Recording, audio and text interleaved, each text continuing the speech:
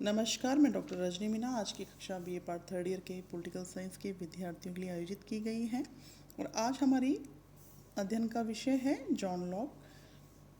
John Locke 17वीं शताब्दी के England के एक महान विचारक हुए हैं और इनका जन्म 1632 में हुआ। इन्हें उदारवाद के जनक के रूप में भी माना जाता है। जॉन लॉक की प्रमुख रचनाओं में लेटर्स ऑन टॉलरेशन, जिसका प्रकाशन 1689 में हुआ। दूसरी पुस्तक थी इनकी टू ट्रीटाइज ऑन गवर्नमेंट, इसका प्रकाशन 1690 में हुआ। सामाजिक समझौते का सिद्धांत इसी पुस्तक के अंतर्गत उन्होंने प्रतिपादित किया। और उनकी तीसरी पुस्तक थी एसे कंसर्निंग ह्यूमन अंडरस्टैंडिंग, जिसका प्रकाशन 1690 में हुआ। और मानव स्वभाव संबंधी विचार इसी पुस्तक के अंतर्गत उन्होंने प्रकट किए। अब हम लॉक के सामाजिक समझौते के सिद्धांत के बारे में यहाँ चर्चा करेंगे। लॉक का सामाजिक समझौते का सिद्धांत, इसके अंतर्गत उन्होंने मानव स्वभाव की व्याख्या की। लॉक के अनुसार मूल रूप से मनुष्य सौजन्यपूर्ण, शांति प्रिय तथा सामाजिक प्राणी है और उसमें स्वशासन की सामर्थ्य होती है। लॉक के अनुसार मनुष्य स्वभाव से ही एक ऐसा सामाजिक प्राणी है जो परस्पर सहयोग, प्रेम, दया, सद्भावना के आधार पर एक दूसरे व्यक्तियों के साथ संबंध स्थापित करते हुए अपना जीवन व्यतीत करता है। प्राकृतिक अवस्था, प्राकृतिक अवस्था प्रत्येक का सबके विरुद्ध युद्ध की अवस्था नहीं थी, जैसा कि हमने हॉब्स के विचारों में देखा। जॉन लॉक ने जो प्राकृतिक अवस्था का चित्रण किया है वह शांति, सद्भावना और प्रतिरक्षण सहायता की अवस्था थी। लॉक के अनुसार प्राकृतिक अवस्था में मनुष्यों में सबसे दृढ़ बंधक सूत्र सामाजिकता थी। सामाजिकता के उन्होंने बात कही। प्राकृतिक अवस्था में वे अपना कार्य करने तथा अपनी संपत्ति तथा शरीर का प्रयोग करने के लिए पूर्ण स्वतंत्र थे। हालांकि वे कानूनों के नियमों से बंधे हुए थे। उसके लिए किसी दूसरे मनुष्य की अनुमति की आवश्यकता नहीं लेनी पड़ती थी। किसी की इच्छा पर निर्भर नहीं रहना पड़ता था। प्राकृतिक अवस्था भ्रातृत्व एवं न्याय की भावना का साम्राज्य था। लॉक का मनुष्य नैतिक व्यवस्था को मानने वाला तथा उसके अनुसार आचरण करने वाला प्राणी है। लॉक के अनुसार चूंकि प्राकृतिक अवस्था का संचालन प्राकृतिक नियमों की माध्यम से होता था, इसलिए मनुष्य को इन प्राकृतिक नियमों के अनुसार 3 प्रकार के अधिकार प्राप्त थे। वो कौन कौन से अधिकार थे? पहला, जीवन का अधिकार। दूसरा, स्वतंत्रता का अधिकार। तीसरा, संपत्ति का अधिकार। लॉक की प्राकृतिक अवस्था इस बात पर आधारित थी कि तुम दूसरों के प्रति वैसा ही व्यवहार करो जैसा व्यवहार तुम दूसरों से अपने प्रति चाहते हो।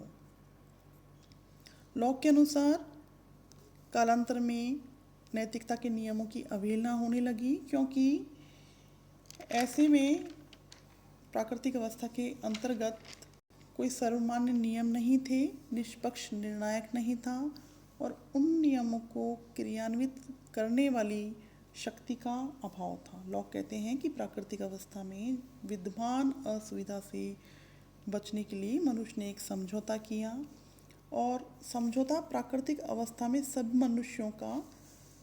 सभी मनुष्यों के साथ किया गया था, जिससे समाज और राज्य की उत्पत्ति हुई। लॉक ने 2 प्रकार के समझौते की बात कही। पहला समझौता सामाजिक था और दूसरा समझौता राजनीतिक था। लॉक के अनुसार सामाजिक समझौते के अंतर्गत व्यक्ति को अपने अधिकार संपूर्ण समुदाय को समर्पित करते हैं। इस तरह राज्य की प्रभुसत्ता पूर्ण या असीम नहीं होती, वरन शर्तों के साथ बंधी होती है। लॉक के अनुसार सत्ताधारी शासक मनुष्य में हुए सामाजिक समझौते का ही एक अंग है। इसलिए लॉक के अनुसार अगर शासक अपने अधिकारों और प्राकृतिक नियमों का अतिक्रमण करता है तो जनता उसके विरुद्ध विद्रोह कर सकती है। अर्थात लॉक मानते हैं कि जो शासक है वो भी समझौते के एक पार्ट के रूप में है, इसलिए वो भी नियमों का और अधिकारों का अतिक्रमण नहीं कर सकता। यदि वो ऐसा करता है तो जनता उसके विरुद्ध विद्रोह करने का अधिकार रखती है। लॉक ने समाज की स्थापना और सरकार की स्थापना में अंतर स्पष्ट किया और इस प्रकार लॉक ने दो प्रकार के समझौते की बात की। पहला समझौता प्राकृतिक अवस्था को समाप्त कर उसके स्थान पर नागरिक समाज की स्थापना करता है। इस समझौते के संपन्न होने के पश्चात दूसरे समझौते के द्वारा व्यक्ति राज्य का निर्माण करते हैं, जिनके द्वारा मूल समझौते में स्वीकार की गई शर्तों और कार्य रूप में परिवर्तन करने के लिए एक शासन व्यवस्था की स्थापना की जाती है। लॉक के अनुसार सरकार की स्थापना हेतु सहमति आवश्यक है। इस तरह लॉक ने संवैधानिक शासन के विचार को बढ़ाया। लॉक के मत में राज्य शक्ति को जन कल्याण के नाम पर जनता की संपत्ति के संरक्षण, विदेशी आक्रमण से रक्षा तथा राजकीय कानून के पालन हेतु मृत्युदंड जैसे नियम बनाने का पूर्ण अधिकार है। लॉक ने राज्य की विशेषता बताई कि राज्य मनुष्य के लिए है और सरकार का उद्देश्य मानव कल्याण है। राज्य का आधार जनसहमति है।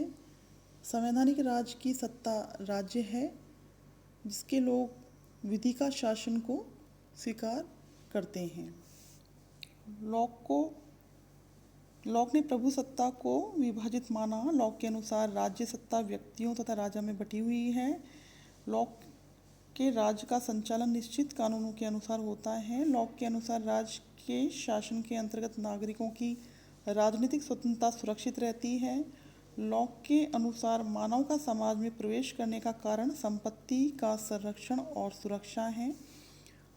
लॉक संपत्ति के अंतर्गत जीवन, स्वास्थ्य तथा स्वतंत्रता को सम्मिलित करते हैं। लॉक की धारणा थी कि सरकार व्यक्तियों के जीवन, स्वतंत्रता और संपत्ति की रक्षा करेगी। इस समझौते में यह भी निश्चय किया जाता है कि यदि प्रभु सत्ताधारी समझौते की शर्तों का उल्लंघन करेगा और सार्वजनिक हित के विरुद्ध कार्य करेगा तो मनुष्यों को अधिकार होगा कि वो ऐसे शासक को पद से हटा दे और उससे राज्य शक्ति छीन ले। अब हम देखेंगे कि लॉक के सामाजिक समझौते की कौन कौन सी विशेषताएं हैं।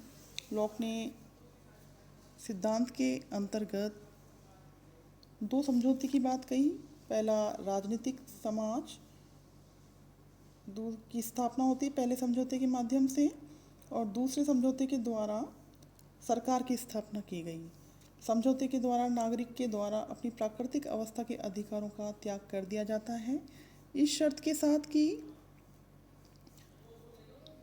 उनकी सुरक्षा सामूहिक रूप से और सामूहिक हित को ध्यान में रखकर की जाएगी।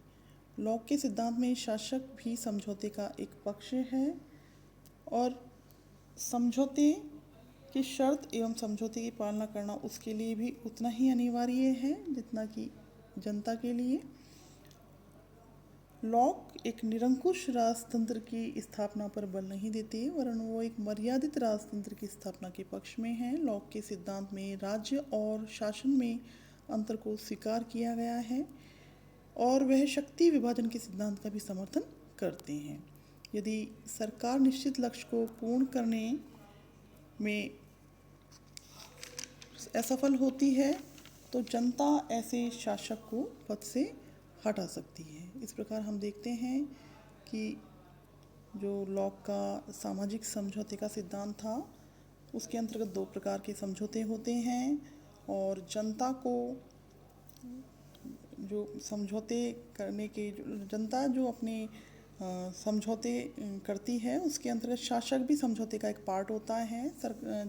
शासक को भी शर्तों और नियमों की उतनी ही पालना करनी पड़ती है जितना कि जनता को करनी पड़ती है। यदि शासक नियमों शर्तों के उल्लंघन का कार्य करता है तो जनता को यह अधिकार है कि वो उसे पद से हटा सके।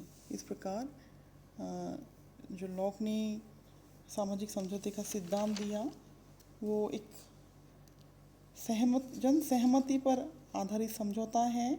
इसके अंतर्गत संवैधानिक राज की बात कही गई है।